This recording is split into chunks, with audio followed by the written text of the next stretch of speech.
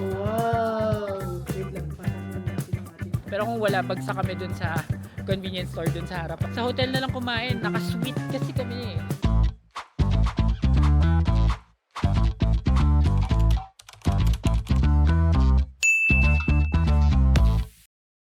Hi amazing people! Welcome back to my YouTube channel. So ito yung ating official first night dito sa Macau. First and last night kasi overnight lang kami dito. And ngayon ay magro-room tour tayo dito sa Harbor View Hotel sa one bedroom suite nila. And at the same time, lalabas din tayo mamaya para makita ang Macau sa gabi na first time kong may experience. Actually naming dalawa. So exciting vlog ito guys. So tara, samahan nyo kami.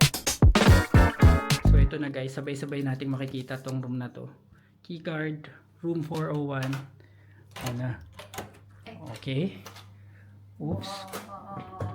Wait lang. Saan yung lagayan ng ano? Ayun. hindi pala. Ito pala yung lagyan ng keycard. Lito yarn. Okay. So, saksak. Ayan, guys. Wow! Wait lang. Pasok muna natin yung ating mga maleta. Wait lang, hintayin mo ako para pareho. So, hindi namin to binuksan kanina guys. Talagang sinabay namin dito sa vlog para... Talaga ito yung room namin. Para makita natin. Pero, dito sa left side, ito yung bathroom. Wow, ang ganda! Wala yung shower, no? Tignan mo. Ano lang to?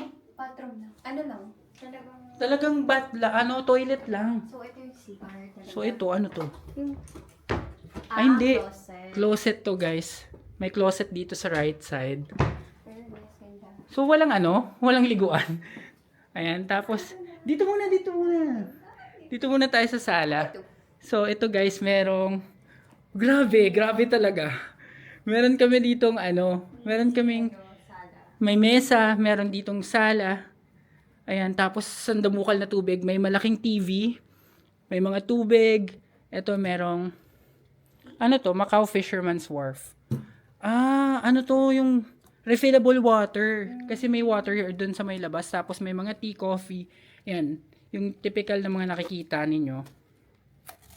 Tapos ito, may binibenta sila. So for sure, itong ilalim na to guys, meron itong ref. Ayan. May mini ref. Yan. Tapos mga 20 patakay ang mga yan. So, hindi na natin pagkakaabalahan. So, lakad tayo dito guys. Dito naman ay ano to? Wala. Wala. Baka mamaya kasi may lumabas yung tiyanak ko. Ayan. So dito tayo sa room. Since one bedroom suite ito guys. So pag dumiretso ka naman dito, ito yung makikita mo. So ayan. So meron kaming malaking full size mirror. Meron din ditong yung mirror na pang makeup. Tapos meron din ditong toilet, meron din ditong shower. Ayan, ba't napunta sa akin? So, wala lang siyang bathtub, pero okay na rin. Tapos dito guys, meron na naman malaking closet na merong robe. Tapos may plancha, may mga hangers, flashlight, tapos meron ditong full body mirror. Tapos ito yung bed. Grabe, ang ganda. May bed. Ito yung king size bed nila. Tapos meron ditong work table or study area. Yan. Tapos, yun, may phone din. Tapos may lampshade. Tapos may clock there na digital. Tapos ito yung view niya. Ang view niya ay sands. Ito, guys, sands yan. Sands. So, literal nakatabi namin or katapat namin yung sands. Ayan, kung makikita ninyo, ayan. Sands. Tapos may TV din dito. So, sana lang meron silang internet TV. Para, tapos ito, merong lamp din, no? Wow. Ayan. Ito lang, guys. Dito daw lumalabas yung mga multo. Joke lang. Ayan. Pero ito, hindi namin siya mabuksan. So, we don't know what this door is. So, mamaya, lalak na lang namin yung kwarto. So far ito siya, guys. Maganda naman. And, sulit. And again guys, binuko ito sa Agoda. When they were on sale, I only booked this for 2,900 something. And I used my promo code AJTV Agoda. For hotels in Agoda, mas makaka-discount kayo. So, book it via Agoda. So, magsisettle in muna kami dito guys. And later lalabas tayo para ma-explore natin yung Macau ng gabi. Hi guys, so ngayon palabas na kami ng Harborview Hotel para maglibot sa area. And share ko lang, meron dito yung sinasabi ko nga na hot and cold water dispenser. Yan, so alam ko kasi sa Hong Kong medyo mahal ang tubig. So dito hindi naman sila masyadong ganun. At parang meron din parang pwede ka rin mag-request ng ice. So tignan natin kung pwede pa yung magawa. And magi 11 PM na guys.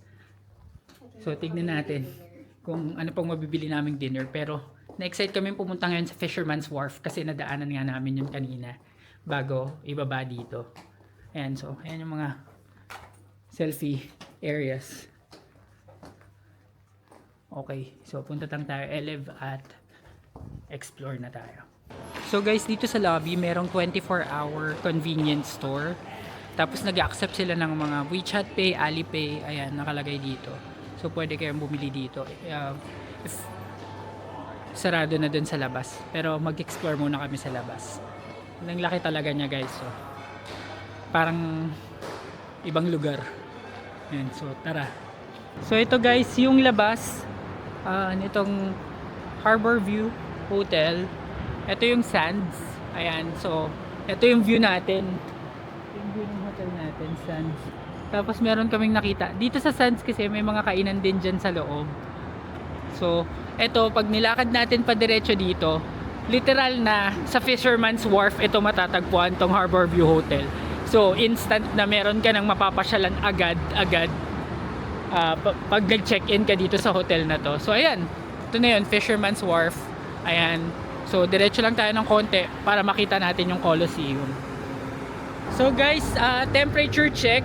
Ang temp ngayon is 21 degrees. So ang lamig. Malamig guys. Pero manageable pa naman. And mas pabor na yung ganitong type ng weather kaysa yung sobrang init. So ito na guys, andito na kami sa gilid pa rin ng sands. Ito yung bandang Colosseum. So diretso pa tayo konti doon. Ayan guys, so ito na yung Fisherman's Wharf. Oh, ang ganda. So welcome guys sa Fisherman's Wharf Night Edition. Night Edition. And so nung pumunta kami dito ng family ko last year, November din yun.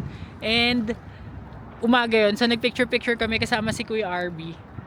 So ngayon gabi naman. Pero ang ganda pa rin ng view kahit gabi. Parang mas maganda nga na gabi.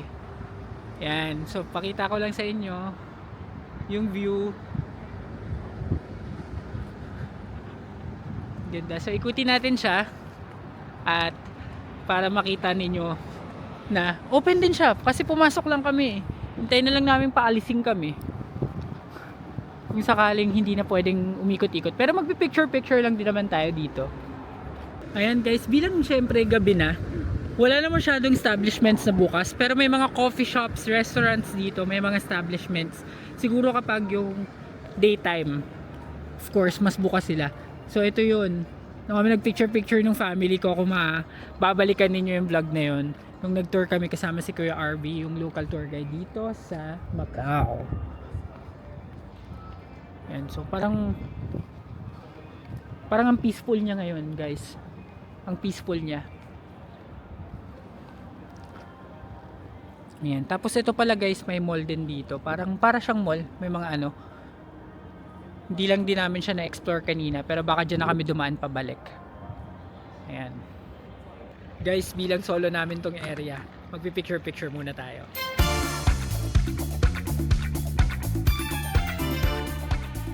And guys, so nalibang kami kakapicture dito and muntikan pang matumba yung tripod ko, yung iPhone, sayang. So, napasigaw na si Kai eh. And so, lalakad kami dito paikot naman dun sa likod. Baka kasi may magagandang spots pa. Pero, alam nyo guys, kakaibang experience to guys. Yung, parang ang saya, maganda naman to. Nung pumunta kami ng umaga, like, wala namang complaints. Medyo mainit lang talaga. Yun lang yung comment ko nun. Pero ngayon, na pumunta ako dito ng gabi, parang sabi ko, ay parang mas na-appreciate ko siya. Kasi may mga ilaw, yung mga tama ng ilaw kakaiba. Tapos wala talaga halos tao. And kung meron man naglalakad lang, mga passers-by lang. So, ma-enjoy nyo talaga. Ngayon, so, balik ko na tayo dito sa medyo magulong part. Yan, so, hanap lang ulit ng spot na mag-picture-picture. And, ang pinakamaganda dito guys is, yun, naglakad lang talaga kami papunta dito. May pa-music sila kahit gabi na. Yun, may pa-music sila na kahit gabi na sana wag tayo makapiright. So, ayan. Ayan, so ito din, magandang spot din tong padiretso guys. Ayan. So guys, ito yung Colosseum mismo. Ayan. Tapos dito yung parang pinakagitna, yung mga gladiators and such. Ayan, ang ganda niya. And talagang kami lang yung tao dito. And okay lang naman pala mag-picture. Hindi naman pala kayo sisitahin or what. Kaya okay na okay dito. So, picture muna tayo ulit.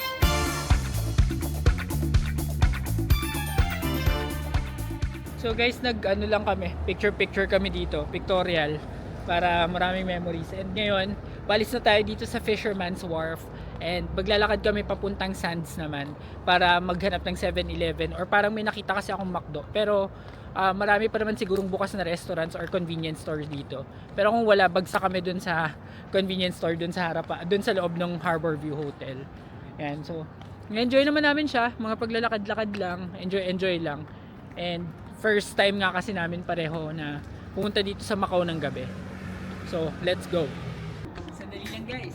Kung hindi pa kayo nakasubscribe sa channel na ito, mag-subscribe na kayo sa AJTV Amazing Travels dahil malaking tulong yun para sa akin na may pagpatuloy ang paggawa ng mga ganitong klaseng videos. Kaya ano pang hinihintay ninyo? Subscribe na. Now, back to the vlog. So guys, ayan yung Fisherman's Wharf. Nandito na kami sa side ng Sands. Ayan, so dito naman tayo maglalakad at dito tayo mag-e-explore. Ito guys, this is Harborview Hotel. And share ko lang guys, ito nga pala yung case na gamit natin dun sa ating iPhone 17 Pro Max na binili ko sa Santop. So, lalagay ko dito sa mga products na nakatag dito sa video ito yung link. Kung sakali lang nagustuhan ninyo, pwede to sa iPhone 17 Pro Max, pwede rin siya sa mga ibang iPhone. And maganda tong case na to guys, protected talaga siya. Share ko lang, para lang din if ever na merong may interested. Pwede nyong i-check yung products na nakatag sa video ito. So guys, andito na kami sa Sands Restaurant. So may mga restaurants dito sa Sands na pwede nyong, ayan, medyo shala lang yung mga yan. Eh, ang hinahanap lang namin convenience store lang or mga McDo lang. So lipat tayo and diretso pa tayo. Ayan ang Harborview Hotel. Guys, may nakikita akong sign ng McCafe. Akyat daw sa escalator dito sa Sands. So, check namin. Pero pag dumiretso ka, ayan na pala yung mga MGM, Win. Ayan, nakikita na. Magkakatabi lang talaga. Pwede mong lakarin kung masipag-sipag ka. Ayan, so punta natin yung escalator pa McDo. Guys, unfortunately, sarado na yung McCafe, yung McDonald's. So, nag-decide kami na umanap na lang ng 7-Eleven. So, naglalakad pa rin kami, guys. Ito yung view namin, guys. Para lang may idea kayo. And sa open area, ito yung Sands. So, come what may lang kung anong makita namin dito. Pero kung wala pa kami makikita doon sa banda dito sa likod nito, babalik na kami at tatanggapin na lang namin, doon na kami talaga bibili sa convenience store. Ayan. Ang lamig dito. Grabe guys. Sobrang malamig ngayon. At kala mo ano pa lang, first day pa lang. First night pa lang ni Yusef na ang hanap. Kasi malamig talaga. Pero what more pa kaya sa Hong Kong? So, malalaman natin kung sino ang mauunang sisipunin sa aming dalawa. And so, hanap lang tayo guys. So guys, nag-Google Maps lang ako ng 7-Eleven. And dito kami napadpad sa area ito. Malapit sa bandang Win. Win lang yung nakikita ko kasing malapit na building yung natatanaw dito. Pero, ano naman, in fairness naman, parang feeling safe naman kami. na naglalakad ng ganitong oras. Parang wala namang panganib. Kasi maliwanag yung mga kalsada nila dito. So, may mga naglalakad-lakad pa rin mangilan-ngilan. Pero syempre, since gabi na, hindi na ganun ka lively yung lugar. So, sana tama yung 7-Eleven na ginugel map ko. So guys, may nadaanan kami Sunsco Supermarket, 24 hours. Tapos nandun din yung 7-Eleven guys. Ayun, nandun din man din 7-Eleven. So, ito kasi supermarket, so parang Lulutuin pa. oo, baka lulutuin pa. So, ito yun guys, dumiretso lang kami tas right side. Tas meron ding restaurant dito na bukas pa. Oh, parang mga ano, seafood, no? Tapos ayun, Chachaco. Nagtitinda sila ng Chaco. Sako lang. Ay, ate. Ayan, so tawid kami dun sa 7-Eleven guys. Tapos, tignan natin kung anong mabibili natin doon na pwede nang kainin. Guys, ayun na yung 7-Eleven. Pero may nakita kami dito sa may kantong McDo. So, for the McDo kami guys. So, sana bukas pa. Ayan, and nabubuhayin kami ng loob kasi ang dami namin nakikita mga bukas pa, mga 24 hours and what not. So, dito tayo sa McDo guys. So, ayan guys, bukas nga, confirmed na bukas yung McDonald's nila dito. And siguro may intindihan nyo kung bakit tuwang-tuwa kami na nakakita kami ng bukas na McDo dahil ang dami naming failed attempts nung nasa China na mag-McDo pero laging sarado. So, pwede nyong balikan yung China vlogs namin guys kung gusto nyo mapanood yung adventures namin sa China. But for now, pasok muna tayo dito sa McDonald's.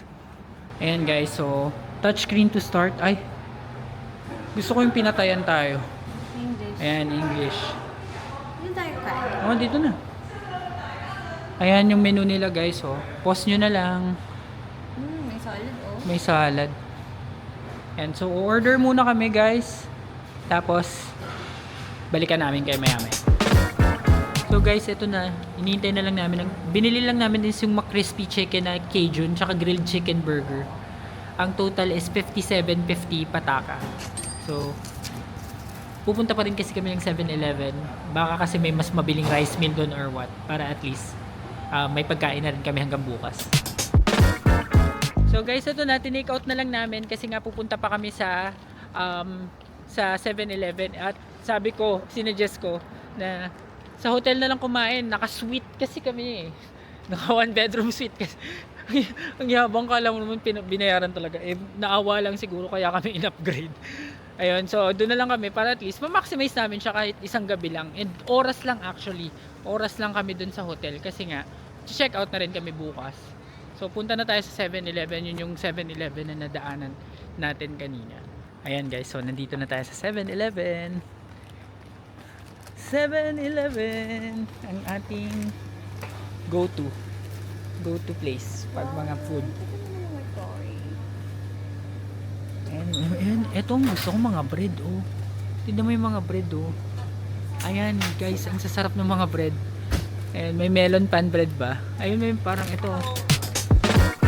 So, guys, lumabas na kami sa 7-Eleven. Ang napamili namin is 50 pataka.